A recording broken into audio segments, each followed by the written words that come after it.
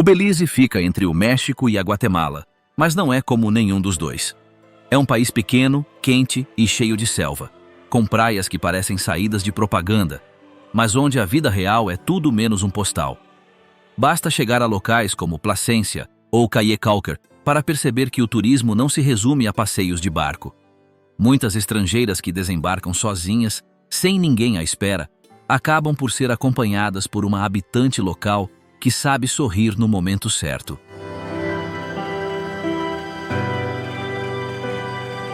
Umas trabalham na praia, outras apenas ficam por ali, à espera do próximo voo. Chegam da Europa, do Canadá e dos Estados Unidos, com tempo, vontade, dinheiro e a ideia de que neste canto das Caraíbas as coisas são mais tranquilas.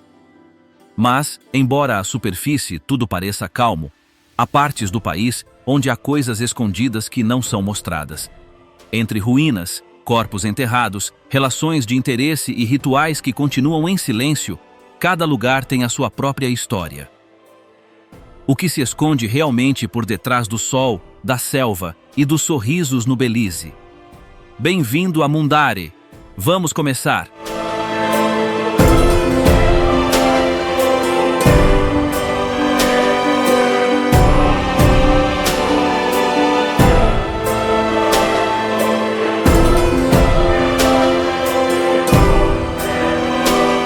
As vozes enterradas do Belize.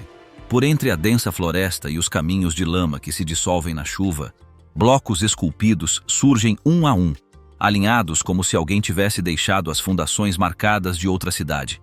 Estão ali há séculos, cobertos de musgo, envoltos em raízes, com as bordas corroídas pelo tempo. Há escadas que terminam no nada, plataformas partidas e passagens que colidem com pedras lisas. Tudo isto é o que resta da civilização maia. No Belize, estes vestígios não estão isolados nem marcados. Cruzam-se entre casas de madeira, galinheiros, pomares e estradas rurais. Ninguém os mexe, mas também ninguém os ignora. Permanecem onde estavam. A maior cidade está escondida na selva de Chiquibu, a oeste. Chama-se Caracol, e em certa época, mais de 100 mil pessoas viveram entre estas construções. Hoje, restam apenas as pedras, colocadas exatamente como estavam quando as pessoas estavam por todo o lado. No centro encontra-se a pirâmide de Kaana, que se eleva a 40 metros do nível do solo. Do alto, apenas se vê uma densa selva, árvores por todo o lado, como se a paisagem não tivesse mudado desde então.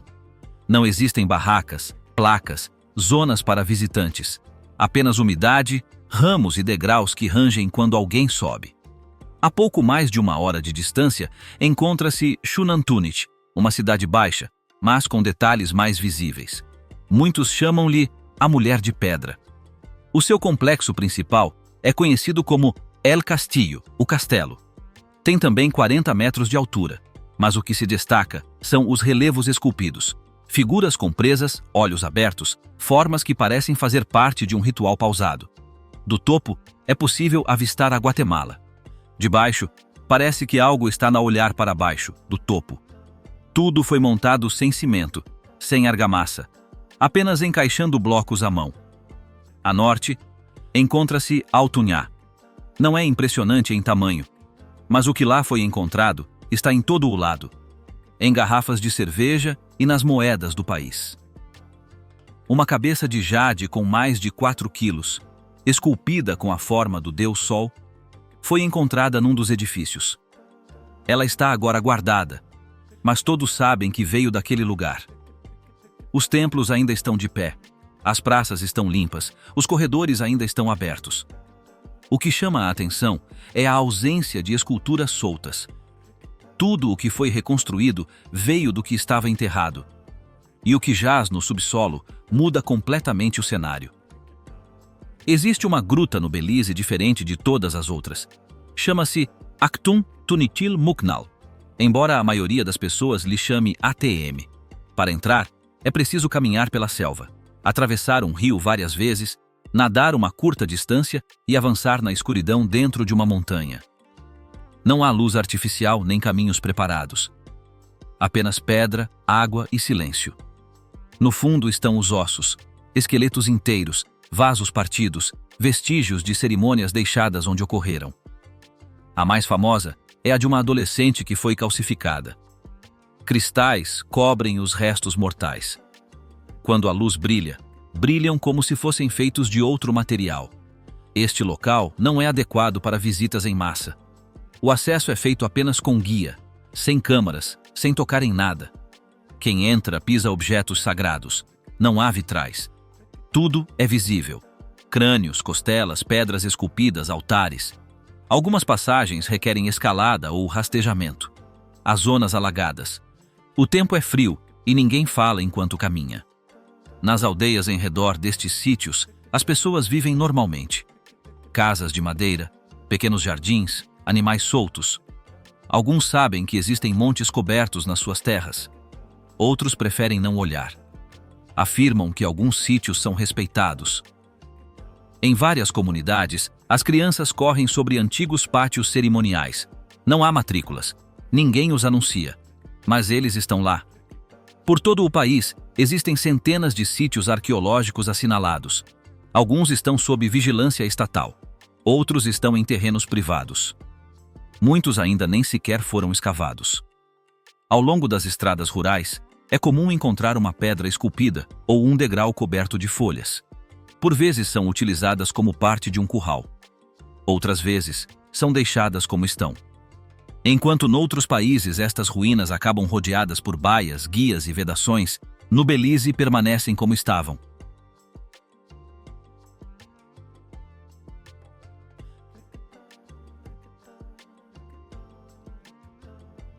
Onde deixaram os ossos?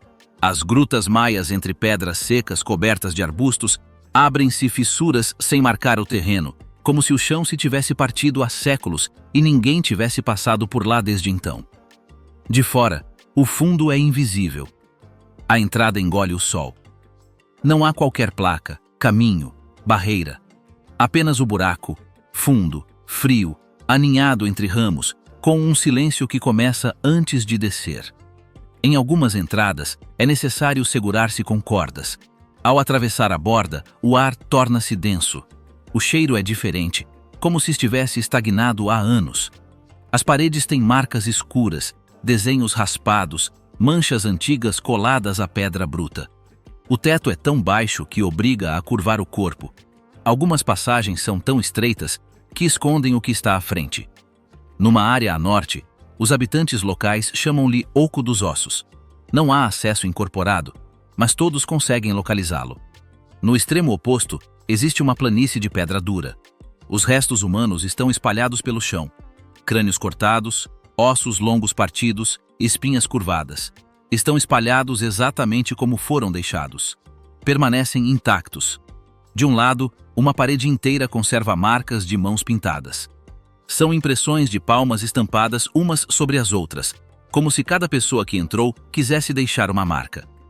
Não existem nomes, símbolos ou textos aparentes. Apenas a cor desgastada colada à rocha. Mais a sul, uma abertura inclinada conduz a outra gruta. A descida é feita sobre uma pedra lisa, que raspa com apenas um toque. Abaixo, o túnel divide-se. De um lado, uma câmara circular contém pedaços soltos de cerâmica, pontas de lança, pedras afiadas e contas de cores baças. Tudo está empilhado no chão, desordenadamente. Do outro lado, uma passagem estreita obriga a entrar de lado. Quem entra, fica preso entre paredes úmidas. Lá dentro, ouve-se um silêncio total, como se estivesse a caminhar dentro de algo vivo. As marcas na pedra permanecem, linhas retas, formas de olhos, marcas afundadas. No fundo, uma pilha de ossinhos, dedos, costelas, pulsos. Permanecem lá, estão onde caíram. Os guias que entram em grupos avançam sem parar. Usam lanternas na testa, apontam com as mãos e continuam. As pedras são pisadas com cuidado, pois existem zonas onde uma pedra mal colocada se desfaz. Não há luz nem estrutura fixa. Nem sequer há linhas de segurança. A cada jornada, alguns decidem parar. Alguns sentem o frio nas costas e viram-se. Outros ficam parados quando o ar está pesado, como se fosse difícil respirar. Há trechos onde se rasteja. Outros onde é preciso torcer o corpo todo para entrar. E cantos onde os dedos já não são visíveis a poucos centímetros de distância. Em redor destas grutas, não há cabanas ou instalações. Talvez uma corda velha atada a um pau, uma pedra com uma marca, uma clareira pisada por animais. O caminho até lá é por entre ramos baixos, lama seca, pedras soltas e raízes. Tudo permanece como era. Ninguém preparou. Quem quiser ver, siga em frente.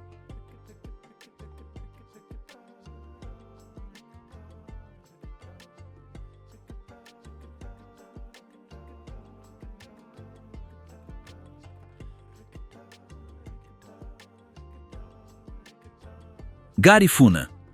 O povo que não desistiu. Chegaram com os corpos retorcidos de dias a remar, as mãos inchadas pela água salgada e os olhos imóveis, como se já soubessem que também desta vez nunca descansariam. Vieram em canoas surradas, carregando o pouco que restava intacto, e sem perguntar se podiam ficar, desceram diretamente para um terreno lamacento onde apenas havia mato denso e ramos partidos. Eram garífunas. Não eram comandados por navios negreiros, nem obedeciam a uma bandeira. Eram uma mistura de africanos arrancados das suas terras e de povos das Caraíbas que já viviam nas ilhas. Quando se recusaram a obedecer, os colonizadores abordaram-nos à força e atiraram-nos para onde ninguém os queria por perto. Muitos foram capturados pelo mar.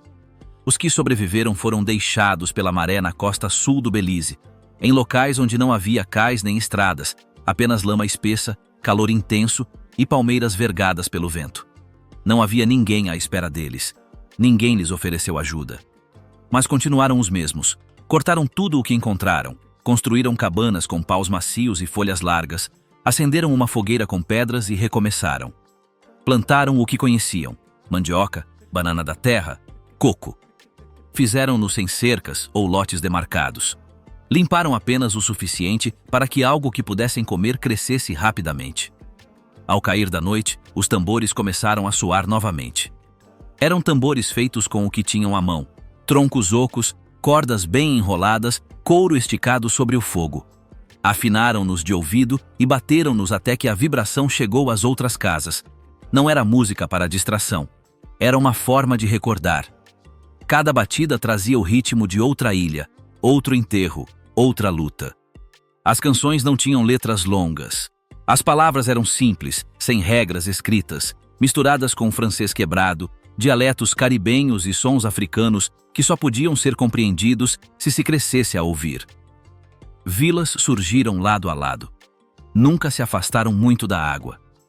Não escalaram a montanha, nem atravessaram as colinas.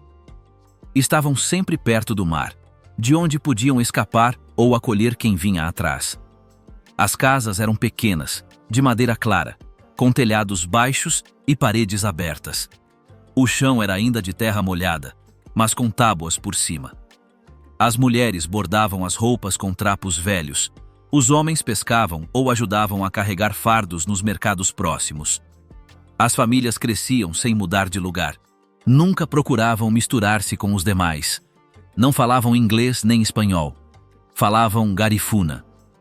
Em vez de igrejas, tinham casas onde os mais velhos realizavam orações que não seguiam nenhum livro. Ninguém usava batina. Utilizavam apenas fumo, fogo e cânticos repetidos. As crianças aprendiam em casa ou em grupos improvisados. Os mais velhos ensinavam o que sabiam sem utilizar cadernos ou quadros de ardósia. Para os de fora, tudo isto parecia desorganizado. Para eles, era a única forma de permanecerem quem eram. Várias vezes tentaram despejá-los novamente. Alguns políticos propuseram transferi-los para outras zonas, construir bairros sociais onde se encontravam as suas casas ou construir hotéis nos seus terrenos. Eles não protestaram. Eles não partiram. Ficaram sem pedir autorização. Não tinham armas nem escrituras, mas sabiam que se saíssem mais uma vez, nada restaria.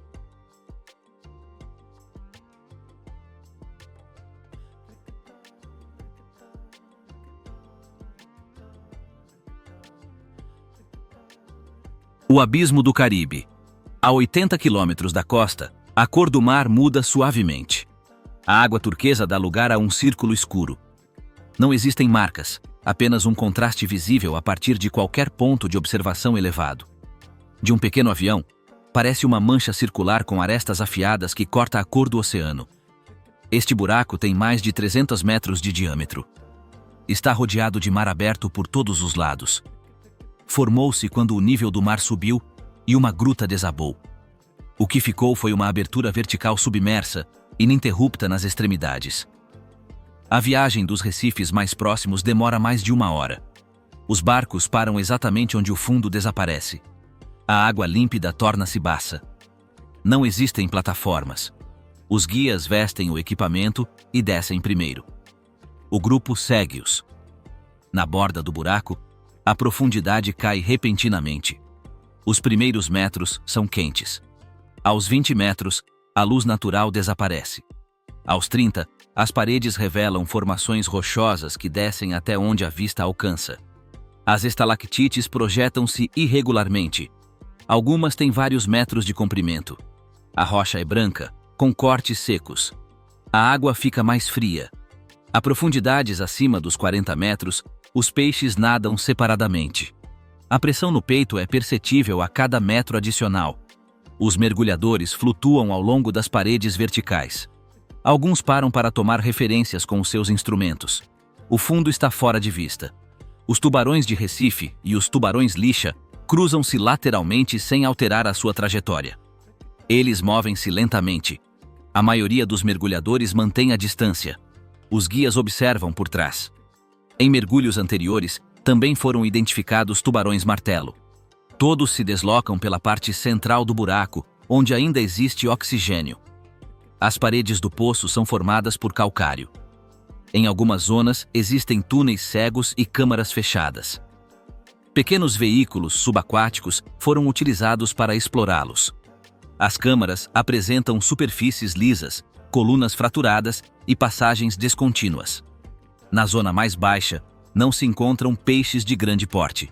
Há sedimentos que sobem com o contato. Os níveis de oxigênio diminuem acima dos 90 metros. Os mergulhos param antes desse ponto. De cima, os barcos circulam lentamente pela borda. Não se usa âncora. As ondas rebentam com força se o vento mudar. Embarcar e desembarcar exigem equilíbrio. O mar está em constante movimento. Não existem estruturas flutuantes. Não há torres, docas ou casas por perto. Apenas águas abertas. As regras são revistas antes da entrada. Todos verificam os seus equipamentos com o guia. O mergulho é feito por turnos. A subida é cronometrada. E são marcados os pontos de paragem. Se alguém perde o ritmo, espera para estabilizar. As bolhas sobem em linha reta. O grupo desloca-se em fila indiana. Sem conversas. Apenas os gestos são feitos para indicar coisas. O fundo do buraco foi registrado em várias expedições. As imagens mostram estalactites submersas, pedras soltas e zonas onde as paredes se inclinam para dentro. Não há iluminação artificial para além das lanternas dos veículos. Algumas câmaras pararam de transmitir devido a falhas de pressão. Outras ficaram presas em fendas. As que regressaram apresentam superfícies sem movimento ou correntes visíveis. A cor da água muda com as horas. No início do dia, é esverdeada. Ao meio-dia, torna-se azul escuro. Ao anoitecer, funde-se com o resto do mar. A localização do orifício é registrada com coordenadas. Os pilotos de avião reconhecem-no à distância pelo seu formato. Do barco, a borda é clara. Em redor, a água volta a ficar transparente. Turistas no passeio tiram fotografias do ar. Os mergulhadores avançam em grupos guiados. Não existem decorações, construções ou placas flutuantes. Apenas a cavidade natural, a água que a enche e a rocha que a contém. Tudo o resto se repete. Subir, secar-se, arrumar o equipamento e dar uma última vista de olhos antes de partir.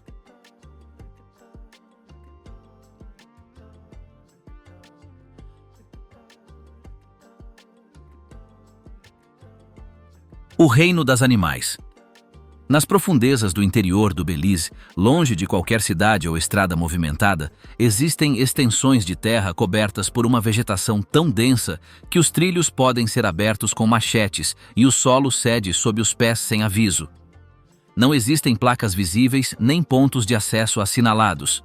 O que há são troços íngremes com água parada nas cavidades, ravinas entrelaçadas por raízes grossas, riachos sem canal fixo e uma umidade que permanece na roupa desde o primeiro minuto, independentemente da hora. O ar é agitado, mas quase silencioso. O que se ouve já lá vai. O que se move nem sempre é visto. No meio deste terreno, entre fendas profundas e encostas sombrias durante todo o dia, vive um dos animais mais difíceis de encontrar sem cercado ou ajuda externa: o jaguar. Ela não anda em grupo. Não segue uma rota marcada. Por vezes, deixa pegadas frescas na lama. Outras vezes, há restos de presas, ossos abertos e manchas secas em pedras planas. O único local onde tentam protegê-la sem cercamento é a reserva da bacia de Coxcomb, uma área sem estruturas cercadas ou caminhos largos, mas com trilhos escavados com machetes, pontes improvisadas feitas de madeira local e miradouros escondidos entre ramos altos. Quem entra na área fala acompanhado por guias que aprenderam cada troço caminhando, e não seguindo percursos ou mapas. Alguns turistas passam horas a ver apenas pássaros a passar, macacos a uivar lá de cima, ou a silhueta de uma anta a espreitar silenciosamente. Este outro animal, pesado e lento, só aparece em determinados momentos. Desce para beber água, rebola na lama e regressa às árvores sem deixar rasto. Grandes iguanas, com 1 metro ou mais, agarram-se aos ramos mais grossos, com escamas que mudam de cor consoante a temperatura. Algumas permanecem completamente imóveis quando detectam passos por perto e não se mexem até que tudo se acalme novamente. Em San Ignacio, no oeste do país, existe um projeto local que os recolhe, alimenta-os durante algum tempo e depois devolve-os a áreas controladas. Não há montras, gaiolas ou corredores com nomes. Apenas pessoas que trabalham com eles de mãos vazias e os devolvem à floresta quando estão prontos. Mais alto ainda, entre ramos finos que se dobram sem se partirem, passam pássaros que quase nunca descem. Há tucanos de bico comprido que descansam ligeiramente, pequenos falcões que atravessam apenas quando caçam e espécies que nunca aparecem 2 vezes na mesma zona. Quando alguém para em silêncio durante muito tempo, começam a aparecer olhos e asas, sombras que se cruzam em segundos e desaparecem sem aviso. Não se ouve o bater de asas, apenas a mudança de luz entre as folhas. No chão, impera a camuflagem. Existem cobras com cores semelhantes à lama, sapos que clareiam ou escurecem consoante o ambiente e aranhas de patas finas que não se mexem até que algo vibre nas proximidades. Nenhum destes animais aparece por curiosidade. Estão todos ali, sem quererem ser vistos. Muitos dos pontos de acesso não estão sinalizados. Se passar uma semana sem que ninguém lhes ponha os pés, fecham-se sozinhos. Alguns só podem ser percorridos a pé. Outros exigem a viagem pelo rio, em canoas que se movem lentamente entre os ramos. Na floresta, a luz não é constante. Há troços que não recebem luz durante todo o dia e outros em que a folhagem se abre momentaneamente. Esta mudança repentina faz com que alguns animais desçam, outros só se tornam ativos se chover. Nenhum segue horários humanos. Movem-se com base na temperatura, na umidade e no som do vento. Cada espécie tem um horário, uma altitude e uma zona que lhe convém melhor do que a outra.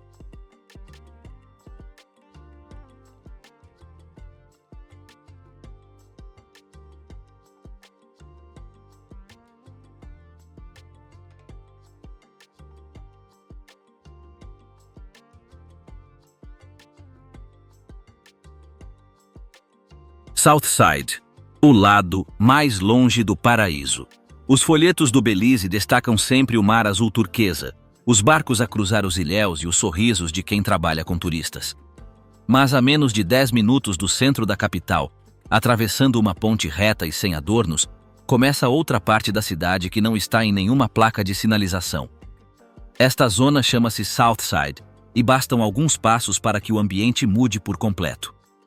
As casas são estruturas baixas, feitas de tábuas mal pregadas, muitas têm telhados de zinco enferrujados, janelas cobertas de cartão e portas penduradas em dobradiças frouxas.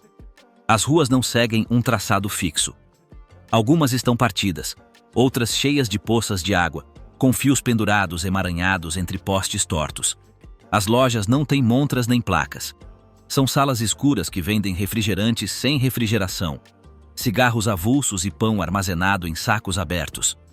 Em várias esquinas, formam-se grupos de jovens, imóveis, encostados às grades, observando cada passo sem falar muito, vestindo t-shirts compridas, correntes grossas e tênis limpos, embora tudo à volta seja lama seca e lixo. Naquela zona da cidade, os tiros nem sempre são notícia, mas ouvem-se quase todos os dias. Uns ocorrem em plena luz do dia, outros quando não está ninguém por perto. Não faltam armas. A maioria é contrabandeada e não é nova. Há pequenas pistolas carregadas à cintura, espingardas curtas escondidas atrás de portas, espingardas velhas passadas entre irmãos. Os motivos dos disparos não são complexos. Uma palavra áspera, um olhar demorado, uma dívida de semanas. Há bairros onde a polícia não anda sozinha. Chegam em grupos, vestindo coletes grossos, capacetes às riscas e armas compridas. Fazem buscas rápidas, entram em casas sem mostrar identidade, levam quem encontram. Uns regressam no mesmo dia, outros desaparecem durante semanas sem explicação. Nestes bairros, ninguém faz perguntas. As famílias aprenderam a identificar cada som, a fechar a porta quando algo muda, a distinguir os passos familiares dos que trazem problemas. As crianças crescem no meio disto. Vão à escola se houver espaço, se houver comida, se não houver tiroteios nessa semana. Muitas deixam de ir aos 12 ou 13 anos. Algumas começam a frequentar grupos no seu quarteirão sem que ninguém as obrigue. É o que elas conhecem. É onde estão os seus primos, amigos, irmãos. Não se chamam gangues. Têm nomes que usam apenas entre si. Distinguem-se por gestos, cores e frases aleatórias. Entre uma rua e outra, as regras mudam. Basta atravessar a avenida e a mesma saudação, a mesma roupa ou o mesmo ritmo já não se aplicam. No meio disto tudo, há pessoas que continuam com os seus próprios negócios. Mulheres que levantam panelas a partir das 5 da manhã e vendem pratos caseiros das suas janelas. Homens que reparam telhados, limpam caleiras ou transportam sacos para o que conseguem. Crianças a brincar em campos de terra batida com pedras e ramos como alvos. Professores a ensinar com giz, sem projetor, sem impressos, com o que o dia reserva. Igrejas com bancos partidos e colunas que nunca desligam. Centros comunitários sem pintura onde são realizados torneios, é distribuída comida, e os trabalhos de casa são organizados sem câmaras ou publicidade. Muitos não saem porque não podem, e outros porque não querem. Alguns conseguem estudar no estrangeiro, arranjam empregos, mudam-se, mas quase todos regressam para um fim de semana, algumas férias, nem que seja para deixar algo na velha casa onde a mãe ainda vive. Não há planeamento urbano. Os serviços básicos falham sem aviso. A energia elétrica acaba a qualquer momento. A água chega sem pressão. O sistema de drenagem não chega a todas as habitações. Quando chove com intensidade, a lama entra na sala de estar. As camas são levantadas com blocos de cimento. Esperam que o nível da água baixe. Eles limpam. Eles continuam. A South Side fica ali, a poucos passos do centro, onde os navios de cruzeiro atracam. Pode caminhar até lá, mas nenhum visitante o faz. Não há matrículas. Não existem guias. Ninguém o promove. A cidade evita-o, mas ele não desaparece. Continua a crescer pelas margens, adaptando-se a tudo, marcando o pulso de uma parte do Belize que também existe, mesmo que não tenha vista para o mar ou um telhado novo.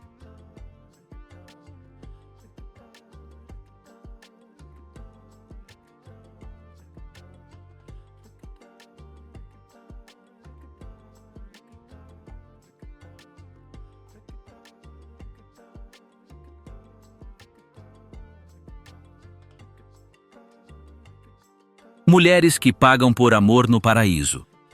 Nas praias do Belize, especialmente ao pôr do sol, começa-se a ver casais a caminhar silenciosamente perto da água e, em muitos casos, são mulheres estrangeiras que conheceram os homens poucas horas antes. Ela vem sozinha ou com amigas, é geralmente mais velha. Ele vive na zona, desloca-se com confiança, usa uma camisa aberta e sandálias gastas e sabe exatamente como iniciar uma conversa sem parecer que está a oferecer algo. Isto acontece frequentemente em locais como Placência, São Pedro e Caye-Caulker, onde os homens que trabalham na praia, como guias turísticos, empregados de mesa ou vendedores de passeios, estão habituados a avistar turistas desacompanhados que têm tempo e dinheiro para partilhar. Não há acordos escritos ou pagamentos óbvios, mas muitos compreendem que por detrás dos passeios, jantares e risos na areia, há mais do que apenas simpatia. Os hotéis sabem disso, os bares veem isso todos os dias e os habitantes locais discutem isso sem alarido. Alguns criticam-no em frases curtas, outros veem-no como uma forma de rendimento. Não existem regras oficiais. Não há taxas ou gestos evidentes. Mas as mulheres acabam muitas vezes por cobrir as despesas, pagar refeições, comprar presentes ou alugar quartos mais caros do que se estivessem sozinhas. As mulheres vêm de muitos países. Vêm do Canadá, dos Estados Unidos, da Alemanha, da Inglaterra. Algumas vêm apenas uma vez e nunca mais voltam. Outras regressam todos os anos e encontram-se com a mesma pessoa ou com outra. Algumas mantêm contato a partir de casa.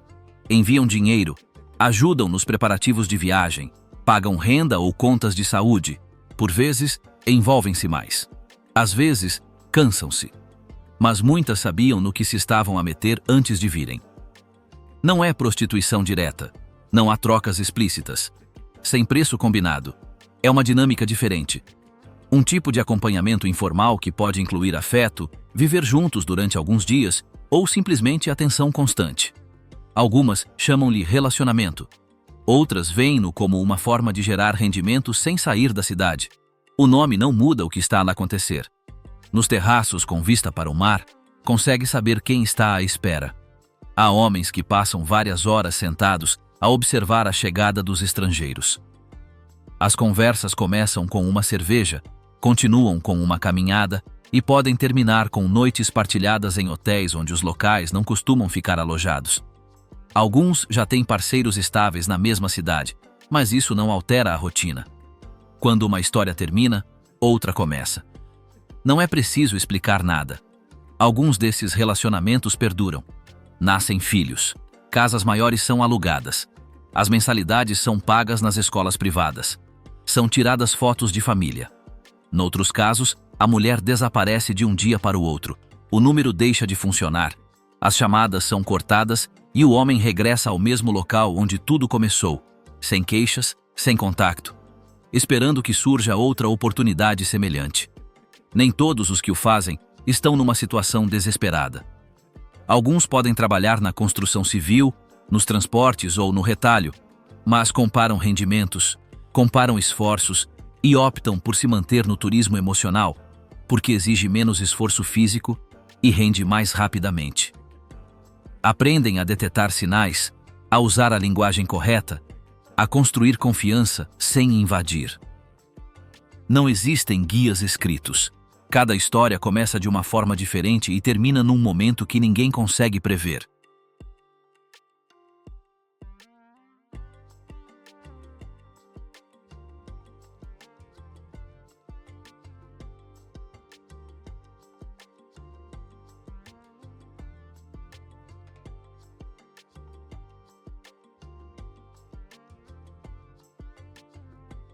As ilhas secretas. De certos pontos da costa, quando o céu está limpo e o mar calmo, é possível avistar pequenas manchas verdes no horizonte, sem estradas, sem estruturas e sem visitantes regulares. São ilhotas planas, muitas sem nomes oficiais, com vegetação rasteira e areia branca, que mal se elevam acima do nível do mar e desaparecem parcialmente com a maré cheia. Não existem placas, marcadores ou informações exatas nos mapas que acompanham os guias. Para chegar a estas ilhas, não existe uma rota pré-estabelecida nem um pacote turístico formal. É preciso alguém que conheça as correntes, que tenha um barco em boas condições, que saiba ler o vento e distinguir zonas com recifes que podem partir a hélice se navegar descuidadamente.